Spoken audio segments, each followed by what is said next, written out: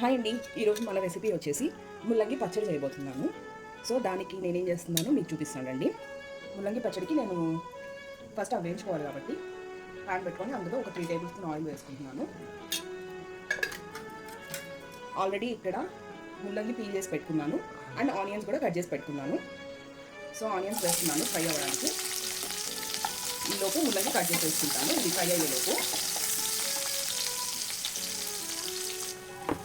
So ఇది already వేగింది. ఈలోపు నేను ముల్లంగి కూడా కట్ చేసి వేస్తున్నాను.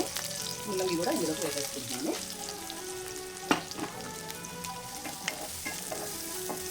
ఇలా ముల్లంగి సన్న పీసెస్ కట్ చేసుకుంటే ఏంటంటే త్వరగా వేగిపోతాయి అనమాట. సో అందుకని నేను సన్నగా పీసెస్ కట్ చేసేసుకున్నాను.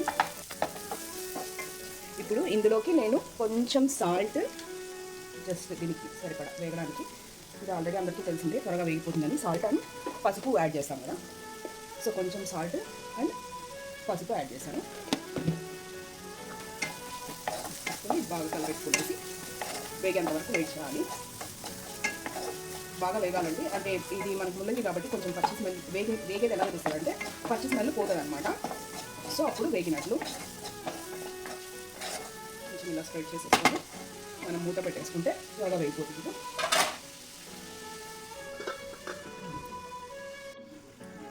ఇది ఎంతవరకు వేగిందో చూద్దాం. ఓకే, కొంచెం వేగింది. సో దీంట్లోకి నేను ఏం చేస్తున్నాను అంటే కొంచెం చింతపండు యాడ్ చేస్తున్నాను. ఈ ఒక ముల్లంగి తీసుకున్నాను కదా, ఆ ఒక ముల్లంగికి నేను ఈ చింతపండు యాడ్ చేసుకుంటున్నాను. ఇది ఆల్రెడీ కొంచెం కడిగి పెట్టుకున్నాను, అంటే నానబెట్టింది ఏం కాదు, జస్ట్ అలానే యాడ్ చేస్తున్నాను.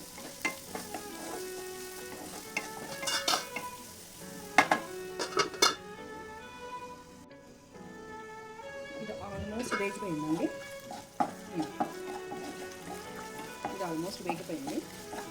సో ఇది ఆఫ్ చేసేసుకొని కొంచెం ఇది చల్లారేంత వరకు పక్కన పెట్టేస్తాం. తర్వాత ఆవాలు, ఎండుమిర్చి అండ్ ఇప్పుడు నేనేం యాడ్ చేశానంటే తెల్లగడ్డలు యాడ్ చేశాను. సో ఇది కొంచెం మిక్సీ పట్టేసుకుందాం. ఇప్పుడు ఇది పౌడర్ లాగా ఇలా మిక్సీ పట్టుకున్నాం కదా.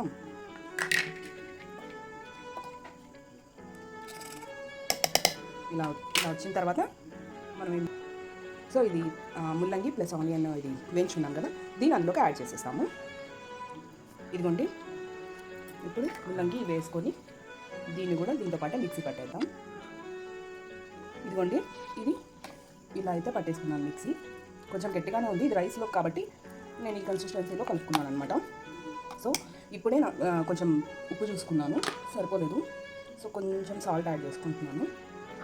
సాల్ట్ యాడ్ చేసుకొని దీన్ని బౌల్లోకి ఇచ్చేస్తాను. ఇదిగోండి, పచ్చడి అయితే తీసేసుకున్నాం కదా, దీంట్లోకి జస్ట్ నేను కొంచెం ఆయిల్, ఆవాలు, జీలకర్ర, తిరగమాత కోసం ఇది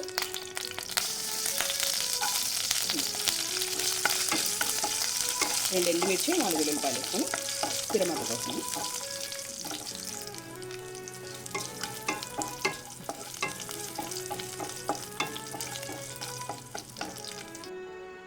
ఇందులోకి తిరగమాత వేసేసాను. ఆ ముల్లంగి పచ్చడి అది వేగేలోపు నేనేం చేస్తున్నానంటే దొండకాయ ఫ్రై కూడా చేస్తున్నాను. ఉత్త పచ్చడితో తిన్నాను కాబట్టి సో దొండకాయ ఫ్రై రెసిపీ కూడా చూపిస్తాను, అంటే నేను ఎలా చేస్తానో చూపిస్తాను. ఆల్రెడీ దీన్ని వాష్ చేసి పెట్టేసుకున్నాను. సో అది వేగేలోపు నేను ఇది కట్ చేసేసుకుంటే ఈ వర్క్ కూడా కంప్లీట్ అయిపోతుంది. సో ఇప్పుడు ఇది దొండకాయ ఫ్రై అండి. సో దొండకాయ ఫ్రై కోసం కొంచెం ఆయిల్ యాడ్ చేసుకున్నాను, కొంచెం ఆవాలు, కొంచెం జీలకర్ర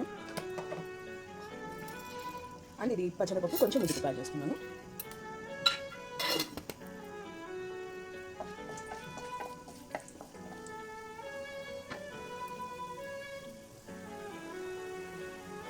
ఇదిగోండి, దొండకాయ కూడా ఈ విధంగా కట్ చేసి పెట్టేసుకున్నాను. సో ఇది వేగింది కదా, దొండకాయ యాడ్ చేసేస్తాను అందులో. సో దొండకాయ యాడ్ చేసుకున్నాక యాజ్ యూజువల్ సాల్ట్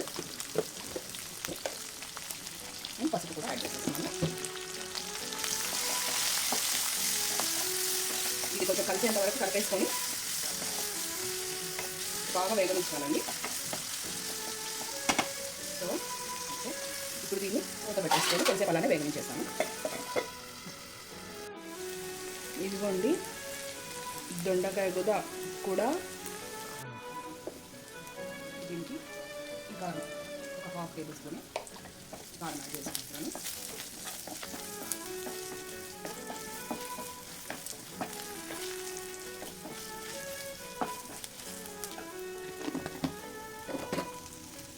ఇంతే అండి, ఫ్రై అయిపోయింది.